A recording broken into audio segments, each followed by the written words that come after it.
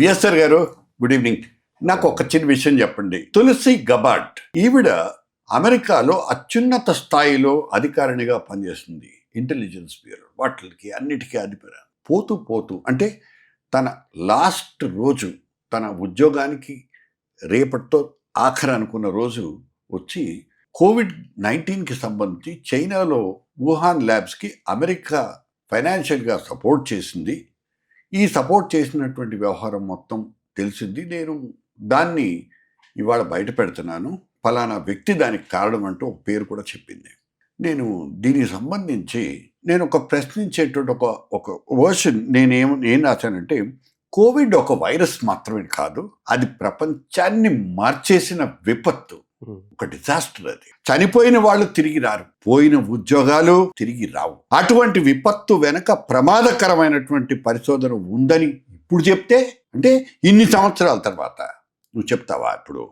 Okay, ఆ పరిశోధనకు America డబ్బు వెళ్ళిందని ఇప్పుడు చెప్తే అసలు ఆవిడ ఎక్కడుంది? ఎక్కడున్నావు నువ్వు?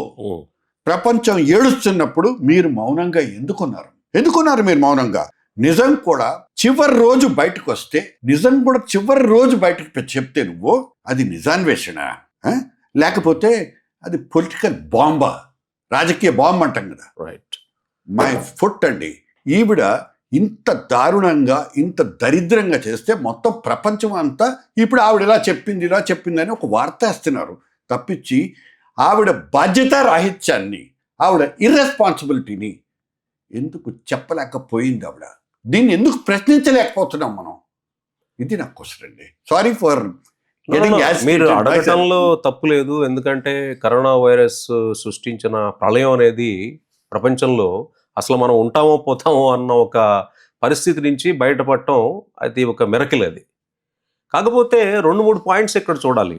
ఆవిడ చెప్పింది ఏంటి, ఆవిడ చేసిన ఆ డీక్లాసిఫైడ్ చేసిన డాక్యుమెంట్స్ ఏం చెప్పింది అనేది అర్థం చేసుకుంటే, షీ సెడ్ యాంథోనీ ఫౌషీ అనేవాడు, వాడు ఒక నేషనల్ ఇన్స్టిట్యూట్ ఆఫ్ హెల్త్ దేనికో డైరెక్టర్ ఉండేవాడు. అతను ఈ వుహాన్లో జరుగుతున్న రీసెర్చ్కి ఫండింగ్ చేశాడు.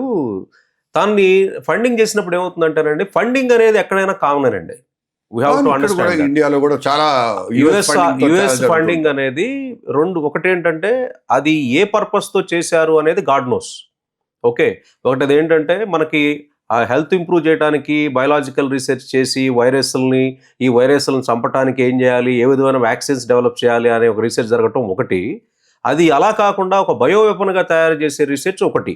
సరే, ఇక్కడ చూసుకుంటే ఏంటంటే అక్కడ కాన్ఫ్లిక్ట్ ఎక్కడ ఉందంటే, యుఎస్ వాళ్ళు ఫండ్ చేశారనేది ఎవరో డిక్లైన్ చేయట్లా, కానీ అది త్రూ సమ్ మీడియేటర్, ఒక మీడియాగా ఉన్న ఒక ఇంటర్మీడియట్గా ఉన్న ఒక ఆర్గనైజేషన్ ద్వారా ఈ ఫౌషీ అనేవాడు, యాంథోనీ ఫౌషీ అనేవాడు చేశాడు. అమెరికా వీళ్ళకి ఫండ్ చేసింది. చైనా చేసింది. No secret there. The only dispute ఏంటంటే, ఈ ఫండింగ్ చేసినప్పుడు ఈ వైరస్ యొక్క ఫంక్షనల్ షేప్ ని మార్చుకుంటూ దాన్ని ల్యాబ్ లో ఒక డిఫరెంట్ పరివర్తన చేసుకుంటూ డిఫరెంట్ ఎక్స్పెరిమెంట్ చేస్తున్నారు అనేది అలిగేషన్.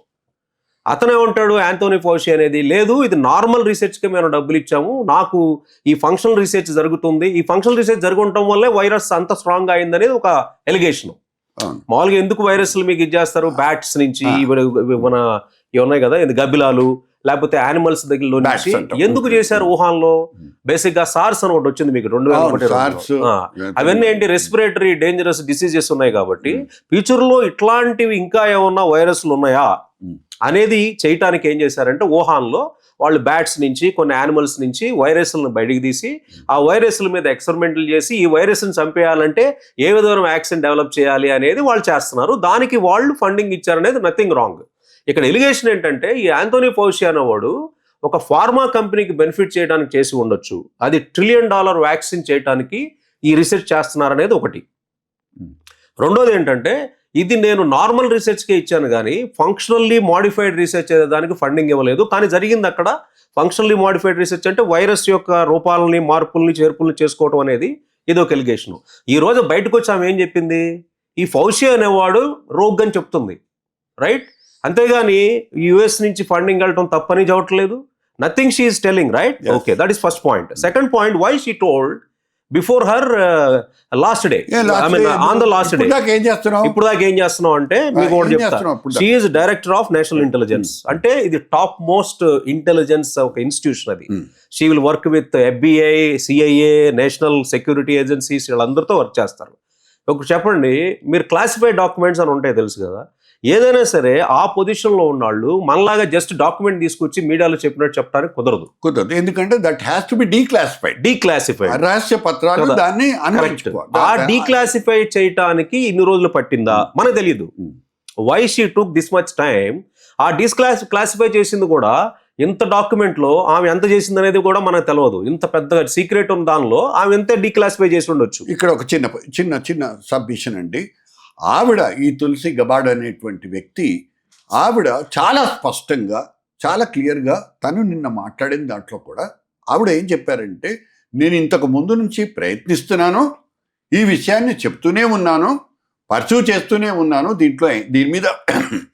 దీని మీద ఎంక్వైరీ కావాలని చెప్తున్నాను, విచారణ జరగాలని చెప్తున్నాను, అయినా కానీ జరగలేదు అనేటువంటి మాట. అది ఎవరి ప్రాబ్లం అవుతుంది? అది ఇప్పుడు ఆవిడ తన రెస్పాన్సిబిలిటీ తను నిర్వర్తిస్తూ ఉన్నప్పుడు, డీక్లాసిఫై చేయటానికి ఆవిడకి సపోర్ట్ లేనప్పుడు రెండు ఆప్షన్స్.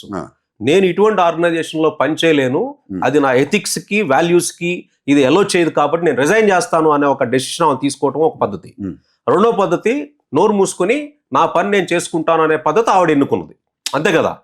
ఇఫ్ షీ అంతే అనుకోవాలి. ఇఫ్ షీఈ్ నాట్ కన్విన్స్డ్, నేను ఎన్నిసార్లు అడిగినా అది డీక్లాసిఫై చేయట్లేదు, బయట పెట్టట్లేదు అని నువ్వు బాధపడినప్పుడు రెండే ఆప్షన్స్ ఉంటాయి. నీకున్న పర్సనల్ ప్రాబ్లమ్స్ ఏంటో మనకు తెలియదు, నువ్వు రిజైన్ చేయి అప్పటికప్పుడు. నేను ఎందుకంటే ఇది ప్రొటెస్ట్ గా రిజైన్ చేస్తున్నాను అంటే నీకు రెస్పెక్ట్ ఎక్కువ ఉండేది. నువ్వేం చేసావు, లాస్ట్ రోజు వెళ్లే ముందు రోజు చేయటం వల్ల చాలా మంది ఏమనుకుంటున్నారంటే పొలిటికలీ మోటివేటెడ్ స్టేట్మెంట్స్ ఇవి, నువ్వు జస్ట్ వెళ్లే ముందే ఎందుకు చేస్తున్నావు అన్నదే ప్రశ్న. రాజకీయ బాంబ్ అని బాంబ్ వేసేసిపోయింది ఆవిడ. పోయింది. దానివల్ల ఎవరికి డిసడ్వాంటేజ్? దాని డిసడ్వాంటేజ్ కాదు. నేను అనేది ఏంటంటే, ఆవిడ కనీసం మానవత్వం లేదు ఆవిడకి అనేటువంటి నా ఆర్గ్యుమెంట్. నేను అంటాను, నువ్వు ఇన్ని సంవత్సరాల పాటు జరిగింది, పోనీ ఒక రెండేళ్ల కిందటే నీకు తెలిసి ఉండొచ్చు, లేకపోతే 3 ఏళ్ల కింద తెలిసి ఉండొచ్చు, జరిగి 2020లో జరిగినటువంటి వ్యవహారం ఇది. ఓకే, ఇన్ని సంవత్సరాల తర్వాత నీకు ఒక 3 ఏళ్ళ తర్వాత లేకపోతే 2 ఏళ్ళ తర్వాత నీకు జరిగింది తెలిసింది. ఇప్పుడు నువ్వు ఎందుకు చెప్పలేదు? చెప్పలేదండి, పొజిషన్ అట్లాంటిది. డీక్లాసిఫై కాకుండా అవి బయటికి పొజిషన్ ఏంటి? ఇది ప్రభుత్వానికి సంబంధించినటువంటి. అవును, ఆవిడ ఇంటెలిజెన్స్ చీఫ్. కరెక్ట్. నీకు ఈ విషయం తెలుసు. కరెక్ట్. తెలిసిన తర్వాత దాన్ని డౌట్ ఏం చేస్తావు నువ్వు? ఇమ్మీడియట్ గా ఏమండి నేను చెప్తున్నాను, ఇది విచారణ జరిపించాల్సినటువంటి, ఎంక్వైరీ చేయాల్సినటువంటి చెప్పారు కదా, ఆమె అన్నారు కదా. అంతే. ఆవిడ అన్న తర్వాత అక్కడ ఏమి జరగనప్పుడు ఇంత దరిద్రమైనటువంటి, ఇంత చండాలమైనటువంటి, ఇంత మహమ్మారికి కారణమైనటువంటి వ్యవహారాన్ని నువ్వు దాచిపెట్టి. సార్, ఐ డిసగ్రీ అండి. మీరు ఆమెను కామెంట్ చేస్తున్నారు. ఆమె చెప్తుంది ఏంటి? ఇప్పుడే కాదు, ఆమె చెప్పింది ఇప్పుడు కొత్త ఏం కాదు, మీడియాలో వస్తుంది ఏంటి? ఫౌషీ అనేవాడు, యాంటోనీ ఫౌషీ అనేవాడు దీని అనుకున్నాడు, వాడు ఒక ఫార్మా కంపెనీకి కొమ్ము కాశాడు, వాడిని శిక్షించాలి. మనం ఆవేశపడాల్సింది ఎవరి మీద? ఆవిడ మీద కాదు. ఆవిడ ఇప్పుడు ఓకే, ఆవిడ టైమింగ్ రాంగ్, మీరు టైమింగ్ రాంగ్ అవ్వచ్చు. టైమింగ్ రాంగ్ అంటే what is the cost of the timing? It doesn't matter, it is all politics. They will not punish him. మీరు వాళ్ళని పనిష్ చేస్తారనుకుంటున్నారా ఫౌషీని? రాజకీయాల్లో కోట్ల మంది చనిపోయింది. ఎవరికి పట్టింది? అమెరికాకి ఏం పట్టింది ఇంతమంది చచ్చిపోతే? చైనాకి ఏం పట్టింది? సో ఇక్కడ ఏంటంటే రెండు విషయాలండి. ఒక జాబ్ హోల్డర్ అనే వ్యక్తి తన జాబ్ పోకుండా ఉండటానికి భయపడుతూ పనిచేసే వ్యక్తి ఉన్నప్పుడు విలువలు, నైతిక విలువలు అవన్నీ కొంచెం తక్కువగా, అంటే వాటిని వాళ్ళు అప్హోల్డ్ చేయాలన్నా వాళ్ళు చేయలేరు. ఏం చేయాలి? అప్పుడు రిజైన్ చేసి బయటకు వెళ్ళిపోవాలి. She could have done that. She did not do that. If you want to challenge her, నువ్వు అప్పుడు రిజైన్ చేసి వెళ్ళి ఉండాల్సింది. ఈ రోజు లాస్ట్ డేట్ చేసేవాడు, అది తప్పు అని చెప్పానంటే నేను ఒప్పుకుంటా. కానీ తప్పంతా ఆవిదేమంటే ఒప్పుకోను. ఎందుకంటే డీక్లాసిఫికేషన్ చేయడానికి ఈ రోజు నేతా సుభాష్ చంద్రబోస్ గారు చనిపోయిన దానికి డీక్లాసిఫై చేసి పెట్టమనండి బయటికి మన కంట్రీలో. ఎందుకు పెట్టలేదు ఇప్పుడు? ఎందుకంటే అది classified. They don't want to share few of the things. ఎందుకంటే భయపడతారు. ఏయో కొన్ని ఉంటాయి, ఇప్పుడు అనవసరంగా అన్రెస్ట్ క్రియేట్ చేయాలని ఉంటుంది, ఎన్నో ఉంటాయి డీక్లాసిఫై చేయాలంటే. కాబట్టి ఆవిడ మనం కామెంట్ చేయాల్సింది ఏంటంటే, నువ్వు ఎథికల్ గా అప్పుడే రిజైన్ చేసేసి ప్రొటెస్ట్ చేయాల్సింది. లాస్ట్ రోజు వచ్చేసి ఒక పొలిటికల్ ఎజెండాతో చేసావన్న ఒక ఇది ఉన్నది అనేది రెండు. అసలు ఎవరు విలన్ ఇక్కడ? యాంటోనీ ఫౌషీ. వాడిని పట్టుకొని వాడిని శిక్షించాలి. వాడు కూడా వేద్దామండి, పక్కన పెట్టండి. వాడి గురించి వాడే ఫండ్ చేసింది, వాడు సరే వాడే చేశాడని ఈవిడ చెప్పింది, సరే పక్కన అది నిజమే. నువ్వు వెళ్ళి ఇవాళ ఇరాన్ మీద యుద్ధం ప్రకటించి ఏంటిరా నీ గొడవ ఏంటి అని అంటే హార్మోజ్ కాదు, ఆయిల్ కాదు, అదంతా పక్కన పెడితే అసలు విషయం ఏమని చెప్తాడు, యురేనియం వీటి దగ్గర ఉంది, ఇవన్నీ కూడా ప్రపంచానికి ప్రమాదకరమైనటువంటివి కాబట్టి వాళ్ళ దగ్గర ఇవన్నీ వాళ్ళు సరెండర్ చేసేదాకా ఉండకూడదు కాబట్టి వాడి ఇవన్నీ మొత్తం తుడిచేయటానికే నేను ఈ ప్రయత్నం చేస్తున్నాను అంటూ ఒక పెద్ద ఫోర్స్ కొడతాడు ఆ ట్రంప్. ఓకే, ఈ ట్రంప్ అనేటువంటి వ్యక్తి కనీసం దీని మీద ఏమైనా మాట్లాడాడండి? నాకు ఇవాళ నేను ఇప్పటికైతే చూడలేదు ఈవెన్ దీని గురించి. సార్, ప్రపంచంలో జరుగుతున్న ప్రతి యుద్ధానికి కారణం బయట చెప్పే రీజన్ కాదు, దానికి రాజకీయ ఆర్థిక కోణాలు రెండు ఉంటాయి. ఆఫ్ కోర్స్ అది రాజకీయ ఆర్థిక ఇంకా చాలా ఉంటాయి. ఇప్పుడు మీకు ఫైజర్ ఉంది, వాడు వ్యాక్సిన్ రిలీజ్ చేశాడు కదా, 95% అబోవ్ అని చెప్పాడు కదా, పెట్టాడు. ఏది అది క్యూర్ పాసిబిలిటీ అని చెప్పేసి, రైట్? మొన్న ఏం చెప్పాడు, 38% అన్నాడు. ఎవరు పనిష్ చేస్తారు? వాళ్ళ సీఈఓని అడిగితే నువ్వు వ్యాక్సిన్ తీసుకున్నావు అంటే నేను తీసుకోవసలేదు అన్నాడు. వాడు వ్యాక్సిన్ తీసుకోవాలా, ఫైజర్ సీఈఓ.